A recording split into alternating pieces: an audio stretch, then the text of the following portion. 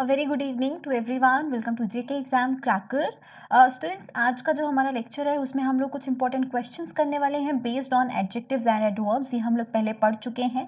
Today we will be revising all the important points जो आपको ध्यान में रखने हैं। मैं हर एक रूल या हर एक पॉइंट आपको नहीं बता रही हूँ, सिर्फ और सिर्फ इंपॉर्टेंट वंस बता रही हूँ जो आपको मैक्सिमम टाइम्स एग्जाम में पूछे जा सकते हैं या पूछे गए हैं। ठीक है, इसी के साथ हम कुछ क्वेश्चंस करेंगे जैसे क्वेश्चंस आपको प्रीवियस ईयर्स एग्जामिनेशन में पूछे गए हैं। मैं आपको सिर्फ और सिर्फ स्टूडेंट्स एरर स्पॉटिंग क्वेश्चंस करवा रही हूँ, बट अगर आप ये चीज़ें समझ जाते हो तो बेसिक ग्रामर आप लोगों में बहुत ज़्यादा हेल्प करती है अदर पॉइंट्स के हिसाब से भी। जैसे आप लोग रीडिंग की बात करें, आप रीडिंग करते हो, आप सेंटेंस फॉर्मेशन समझते हो, आप पार्ट्स ऑफ स्पीच को एक सेंटेंस में स्पॉट कर सकते हो, तो ये चीज़ें आपको हेल्प करेंगी ही करेंगी। ठीक है, आज हम करेंगे adjectives and adverbs. Question start करने से पहले let us revise what is adjective and what is adverb. Adjectives क्या होते हैं? Basically these are called the quality words. Quality या फिर हम कह सकते हैं जो भी वर्ड्स नाउन या फिर किसी प्रोनाउन से, किसी नाम से या किसी जैसे ही शी इट ऐसा कुछ वर्ड्स हो गए उससे पहले लगकर। एडजेक्टिव्स कहाँ लगते हैं? नाउन या प्रोनाउन से पहले लगते हैं। एक सेंटेंस में इनका प्लेस होता है नाउन से पहले। उससे पहले लगकर उसी नाउन या उसी प्रोनाउन के बारे में जो आपको कुछ भी बताएं, it can express it's number, its shape, it's size, its colour, it's quality, quantity, कुछ भी बता सकते हैं। ठीक है, उन्हें हम लोग क्या कहते हैं? एडजेक्टिव्स कहते हैं। These are used to qualify or modify a noun or a pronoun. उसके बाद आ जाते हैं एडवर्ब्स पर। नाउन और प्रोनाउन के लिए तो हमारे पास एडजेक्टिव गिवन है, लेकिन बाकी पार्ट्स ऑफ स्पीच जैसे वर्ब हो गया, जैसे प्रेपोजिशंस हो गया, जैसे कंजंक्शन हो गया, एडजेक्टिव हो गया, खुद एडवर्ब हो गया, ये जो बाकी के पार्ट्स ऑफ स्पीच बचे इनके लिए भी तो कोई ना कोई ऐसे शब्द होंगे ना सेंटेंस में जो इनके बारे में आपको कुछ बताएं। तो इनके बारे में जो वर्ड्स बताते हैं उन्हें हम लोग कहते हैं एडवर्ब्स। ठीक है, तो एडवर्ब्स हमें किसके बारे में बताते हैं? किसी भी एक्शन के बारे में, लाइक आपने एक्शन कैसे किया, कहाँ किया, कब किया। ठीक है, कोई भी प्रेपोजिशन हो गया, कोई भी जॉइनिंग वर्ड हो गया, उनके साथ लगकर उनके बारे में आपको कुछ ना कुछ मॉडिफिकेशन देते हैं ये वाले वर्ड्स। ऑलराइट, सो इन्हें हम लोग कहते हैं adverbs. They can show the quality of a word और we can say the quantity of a word, कुछ भी बता सकते हैं ये। मैनर ऑफ अ वर्ड भी बता सकते हैं, प्लेस, टाइम, कुछ भी बता सकते हैं किसी भी वर्ब का, किसी भी एडजेक्टिव का। ठीक है guys, so this is the basics. Let's begin with the questions. Question number 1. The police arrived and discovered a large number of hoarded sugar in his shop. हमें बोला गया है large number of hoarded sugar. हमारे पास noun क्या है? sugar. sugar के लिए हमारे पास adjective क्या लगा है? hoarded. hoarded का मतलब क्या होता है? hidden, छुपाई गई sugar. ठीक है, पुलिस ने डिस्कवर की छुपाई गई शुगर। होर्डेड का मतलब क्या होता है? हिडन। ठीक है, ये इसका एडजेक्टिव है। और शुगर के लिए एक वर्ड यूज किया गया है, that is number, large number of. अब स्टूडेंट्स देखिए, हम लोग को तो पता है शुगर क्या है, एक अनकाउंटेबल नाउन है, right? It is N uncountable noun. और अनकाउंटेबल नाउन के लिए हम नंबर वर्ड कैसे लगा सकते हैं, है ना? अनकाउंटेबल का तो नंबर हम लोग बता नहीं सकते, तो हम लोग यहाँ पर इससे रिप्लेस करेंगे, किससे? क्वांटिटी से। We can say a large quantity of hoarded sugar और large amount of hoarded sugar, क्योंकि शुगर की हम लोग क्वांटिटी या अमाउंट बताते हैं, ना कि उसका नंबर बताते हैं। सो एरर कहाँ पर हो गया? पार्ट बी में। Alright, moving on, next question देखते हैं। As a dramatist, Shah is superior than any other 20th century writer. Shah जो है किसी और 20th century के राइटर से सुपीरियर है। Now superior, जब भी हम लोग दो नाउन्स के बीच में कंपैरिजन करते हैं ना, हम लोग कौन सी डिग्री यूज करते हैं? Comparative degree. ठीक है, और comparative degree is generally followed by than. जैसे हम बोलते हैं Ram is taller than Shyam, he is more smart than his brother, कुछ ऐसा दैन लगाते हैं हम लोग। लेकिन जब हमारे पास ये वाली डिग्रीज हैं, लाइक ये वाले वर्ड्स जैसे कि सुपीरियर, इंफीरियर, सीनियर, देखिए ये सारे वर्ड्स किससे एंड हो रहे हैं? आई ओ आर से। तो जो एडजेक्टिव्स आई ओ आर से एंड होते हैं, हर एक वर्ड नहीं, सिर्फ और सिर्फ adjectives, they are followed by preposition to. इनके बाद हम लोग दैन नहीं लगाते, इनके बाद हम लोग क्या लगाते हैं? Preposition to. और इनकी कोई डिग्रीज नहीं होती, लाइक पॉजिटिव सुपरलेटिव डिग्री नहीं होती, ये सिर्फ और सिर्फ कंपैरेटिव डिग्रीज होती हैं। जैसे he is senior than me is wrong, he is senior to me, he is superior to me, he is junior to me, something like that. तो यहाँ पर हम लोग क्या बोलेंगे? Shah is superior to any other 20th century writer. तो error again कहाँ पर है? पार्ट बी में। ऑलराइट, नेक्स्ट क्वेश्चन देखते हैं। He feels his troubles as much or even more than they. उसने बोला कि उसको लगता है कि उसके ट्रबल्स जो हैं ज़रूरत से ज़्यादा हैं, काइंड ऑफ ये बोला गया है हमें इस सेंटेंस में। अब यहाँ पर हमारे पास जो वर्ब जो नाउन यूज़ की गई है वो क्या है, ट्रबल्स। ठीक है, ट्रबल्स प्लूरल है, प्लूरल एज इन ट्रबल्स का मतलब क्या होता है, प्रॉब्लम्स। एक प्रॉब्लम, दो प्रॉब्लम, तीन प्रॉब्लम, हम लोग काउंटिंग कर सकते हैं। तो that mean it can, we can say troubles is a countable noun here, क्योंकि प्लूरल फॉर्म में दिया है, नाउन है, प्लूरल फॉर्म में दिया है, काउंटेबल होगा। तो काउंटेबल के लिए हम कभी भी मच नहीं लगाते, काउंटेबल के लिए हम लोग क्या लगाते हैं, मैनी लगाते हैं। ठीक है, many is used with countable nouns, much is used with uncountable nouns. जैसे हम लोग बोले मैनी स्टूडेंट्स, राइट। लेकिन अगर हमें बोलना हो much sugar, because sugar is uncountable. Next question.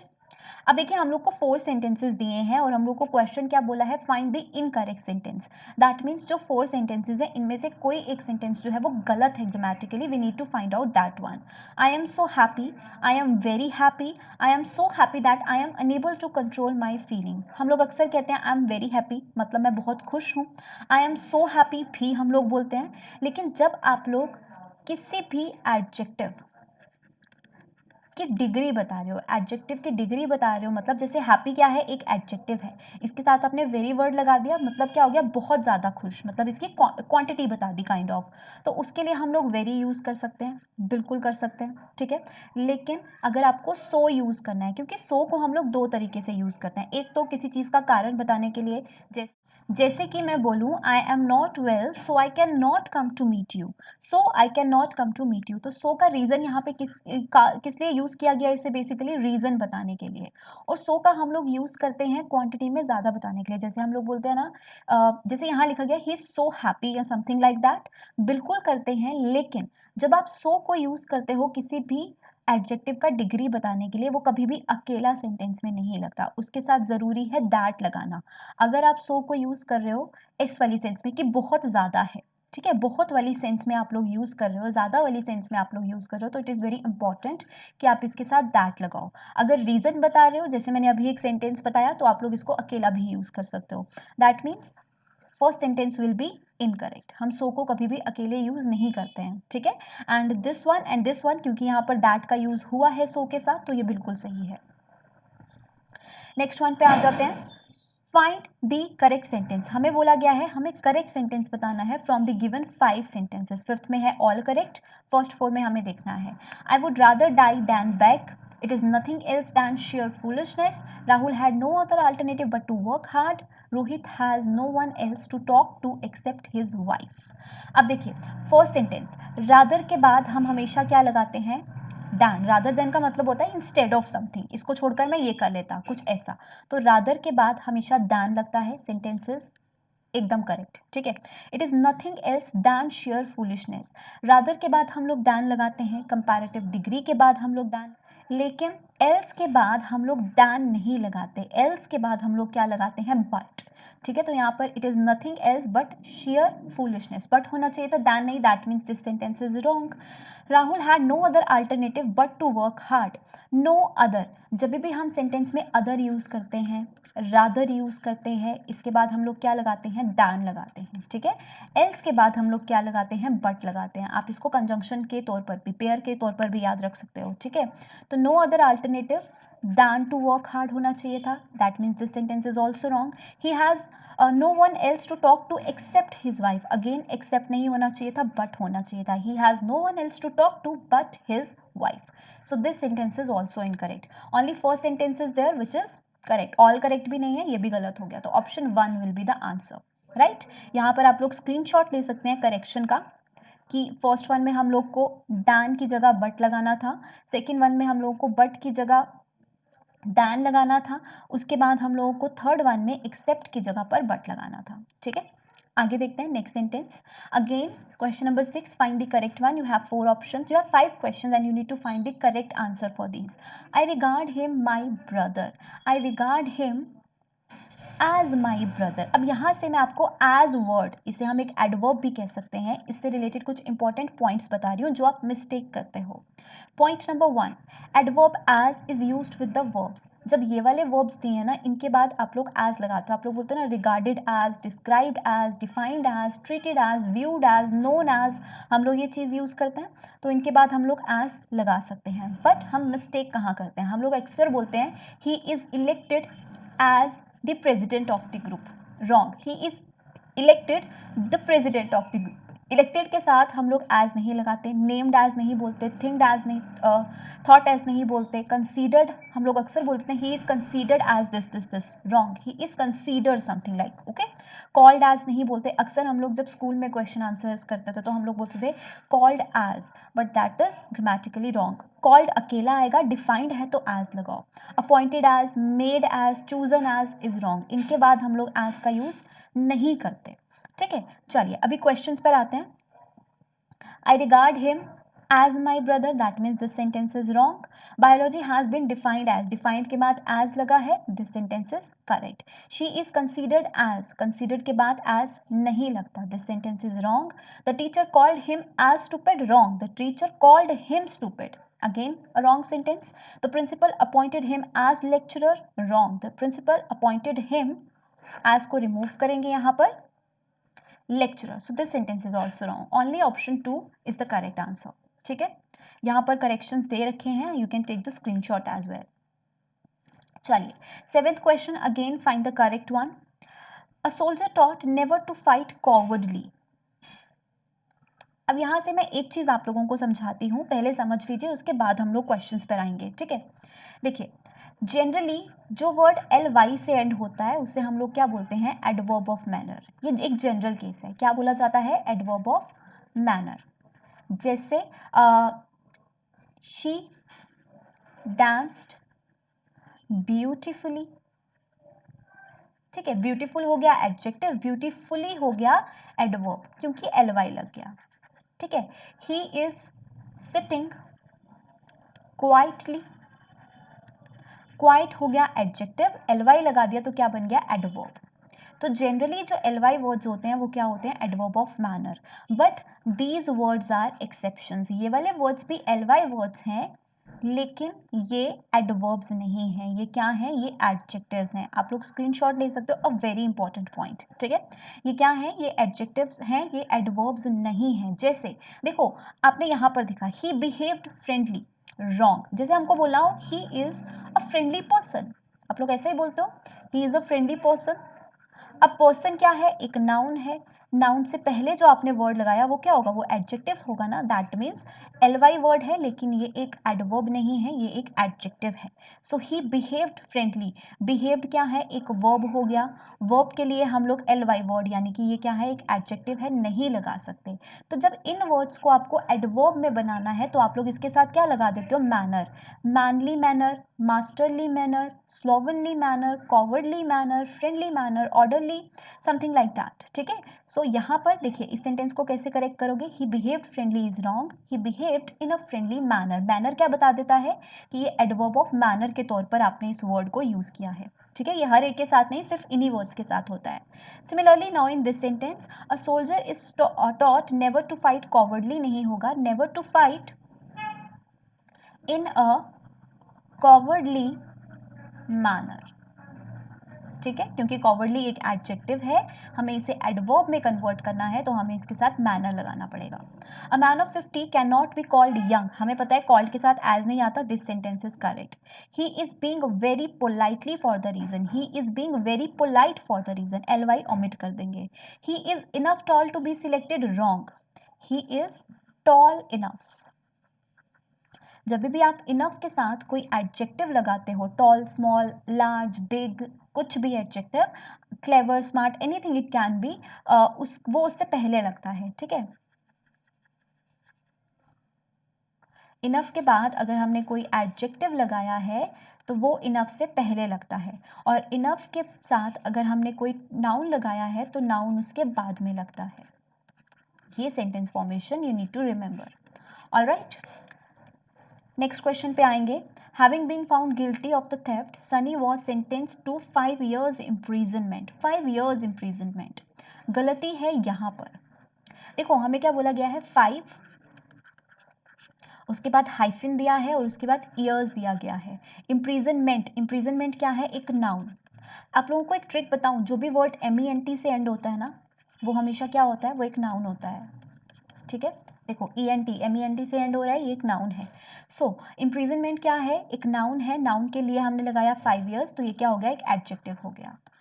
तो जो एक हाइफिनेटेड वर्ड होता है ना, एक हाइफिनेटेड वर्ड जो होता है वो कभी भी प्लूरल नहीं होता।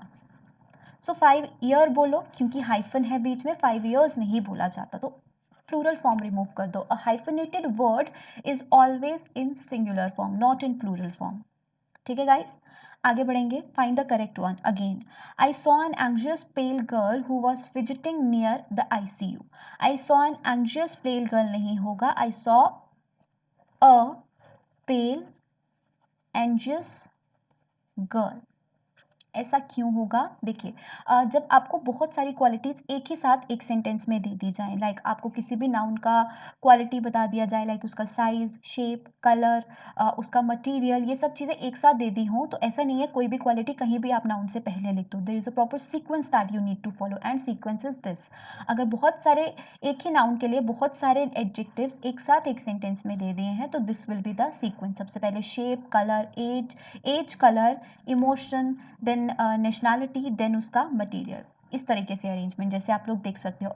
The police arrested a 22 years old black American Negro. अब देखो यहाँ पर क्या आ गया? 22 years old, एज आ गया। ठीक है, उसके बाद ब्लैक, ब्लैक क्या आ गया? कलर आ गया। उसके बाद अमेरिकन, अमेरिकन क्या आ गया? नेशनैलिटी आ गया। तो ये वाला सीक्वेंस फॉलो किया। हालांकि हमें यहाँ पर इमोशन नहीं दिया हुआ, तो जो भी आपको एडजेक्टिव्स दिए होंगे अकॉर्डिंगली आप लोग उसकी सीक्वेंस अरेंज करेंगे। ठीक है गाइस, तो यहाँ पर भी हमें यही करना था। I saw anxious pale girl नहीं होगा, पेल एंग्जियस गर्ल होगा। This will be the sequence. Alright, next पे आते हैं। Mumbai is farther from Delhi than Patna. The sentence is correct, this sentence is wrong.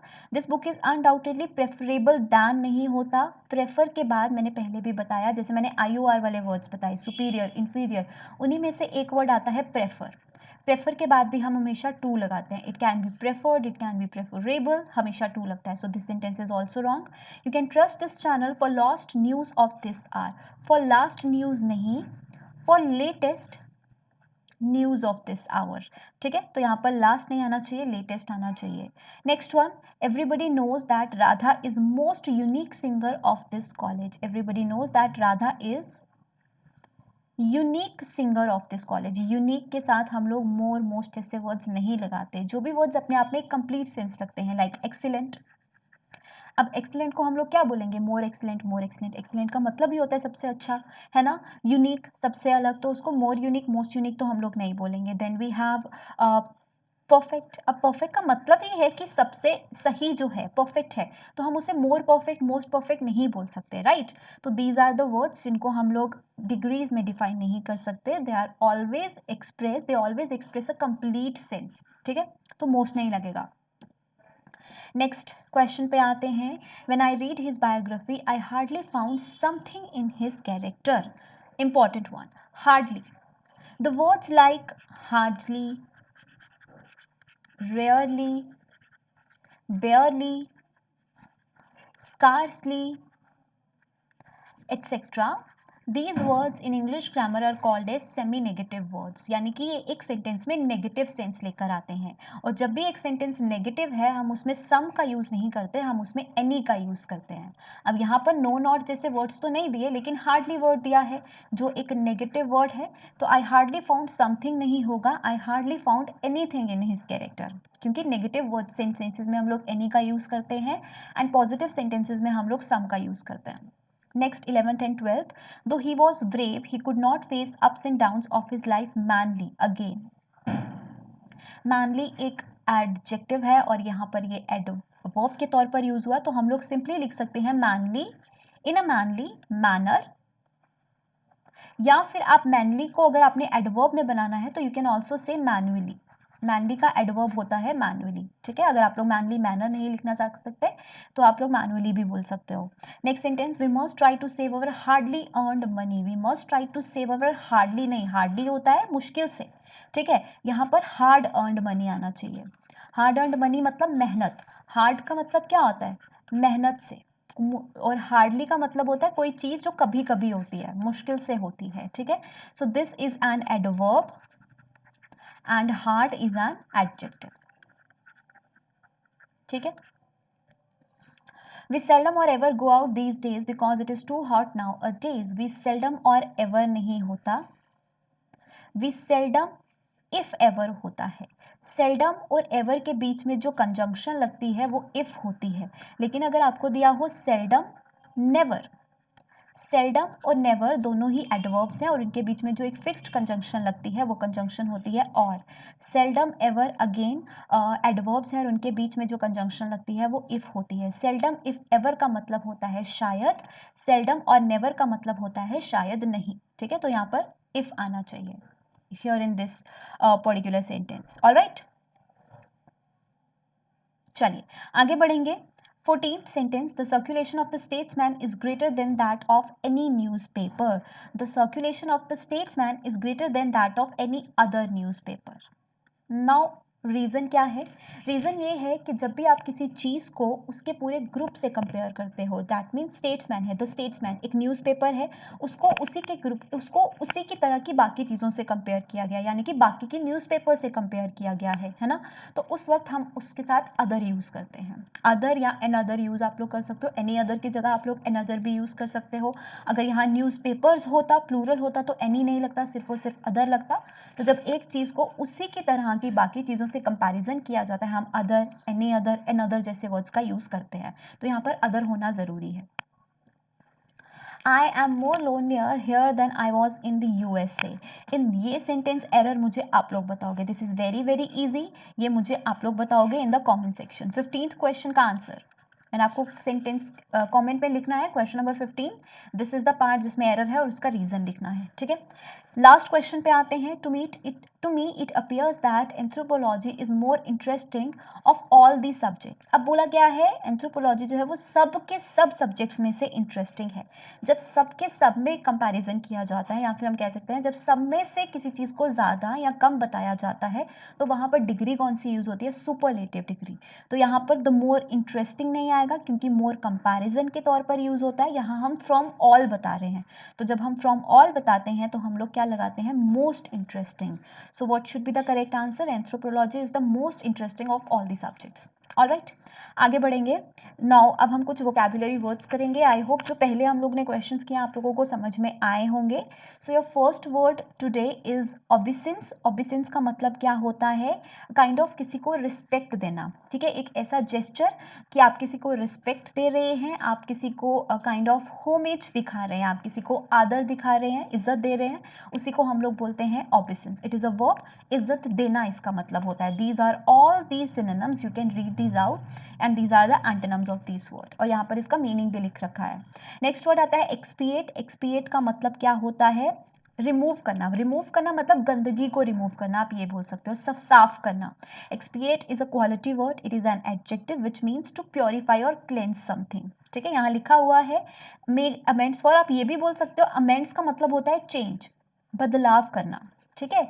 तो बदलाव किस सेंस में करना, कि किसी चीज को क्लीन करने के लिए, क्लीन आउट करने के लिए, ठीक है। सो रिड ऑफ, रिड ऑफ का मतलब होता है किसी चीज़ से छुटकारा पाना। क्लीन आउट मतलब साफ कर देना, रिमूव कर देना, हटा देना, उसे ही हम लोग बोलते हैं एक्सपीएट, ओके।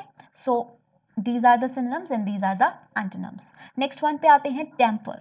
टेम्पर का मतलब होता है दखल देना किसी चीज़ में, किसी चीज़ को खराब करने के लिए, डैमेज करने के लिए, ठीक है। किसी बिना पूछे, जैसे हम बोलते हैं ना, बिना पूछे किसी जगह पर एंटर करना, बिना पूछे किसी मुद्दे में एंटर करना और उसको और बिगाड़ना, बिना पूछे कुछ भी करना और उस चीज़ को और ज़्यादा हार्म करने की कोशिश करना, उसको अनऑथराइज्ड वे में, अनएथिकल वे में उस चीज़ में एंटर करके या उस चीज़ को में इंटरफेयर करके आप उसे और ज़्यादा बिगाड़ने की कोशिश करें, उसे ही हम लोग टैम्पर कहते हैं, ठीक है। These are the synonyms and these are the antonyms. Injurious, injurious is an adjective ठीक है, जिसका मतलब क्या होता है हिंट। जब आपको किसी भी चीज़ की सिर्फ एक काइंड ऑफ रेफरेंस है, आपको उसके बारे में कोई एविडेंस नहीं है, आपके पास उसके बारे में कोई प्रूफ नहीं है, you only have a hint, बहुत ही कम तरह की इंफॉर्मेशन आपके पास है, उसे ही हम लोग कहते हैं इनएंडोस। जैसे यहाँ पर सिनोनिम्स दे सकते हैं, हिंट होना, इम्प्लीकेशन होना, ठीक है। और अपोजिट क्या आ जाएगा, एक जगह हमारे पास हिंट है और अपोजिट में आ जाएगा कि प्रूफ होना किसी चीज़ का। आगे आ जाते हैं नेक्स्ट, प्रोपिटिएट। प्रोपिटिएट का मीनिंग क्या होता है, शांत करना। लाइक कोई बहुत गुस्से में है, कोई बहुत ही एंग्री है, बहुत ज़्यादा गुस्से में, आप उसे शांत कर रहे हैं, पीस लाने की कोशिश कर रहे हैं, उसी एक्शन को, उसी एक्शन के नेम को हम लोग क्या कहते हैं, प्रोपिशिएशन। ठीक है जी। टू असेज द एजिटेशन और एंगर ऑफ समवन, किसी का एंगर शांत करना। देखिए यहाँ पर बहुत अच्छे वर्ड्स दिए हैं, बहुत बार एग्जाम में पूछे जाते हैं, मॉलिफाई, पैसिफाई, रिकॉन्साइल। एक और वर्ड हमारे पास आ जाता है tranquillise. All these words are very very important, बहुत बार एग्जामिनेशंस में ये वर्ड्स पूछे जाते हैं। ठीक है जी। सो ये वर्ड्स हमेशा ध्यान में रखने हैं। शांत करना, अपोजिट्स के आगे और ज़्यादा बढ़ाना, तो यहाँ पर आ जाता है anger, inflame, enraged, incense, aggravate हम लोग बोल सकते हैं, एजिटेट बोल सकते हैं, कि बात को और ज़्यादा बढ़ाना, और ज़्यादा भड़काना, और ज़्यादा गुस्से में लाना। ठीक है जी। सो ये हैं आज के हमारे 5 वर्ड्स। आई होप जितने क्वेश्चंस हम लोगों ने किए आपके बेसिक्स उससे क्लियर हुए होंगे। If yes then do give me your answer in the comment section. And आपको लेक्चर कैसा लगा ये भी मुझे बताइएगा ज़रूर, कि आपका इंप्रूवमेंट इन लेक्चर से हो भी रहा है या नहीं। ठीक है guys, so thank you so much for joining the session. If you are new to the channel, do subscribe the channel. All right, bye bye, take care.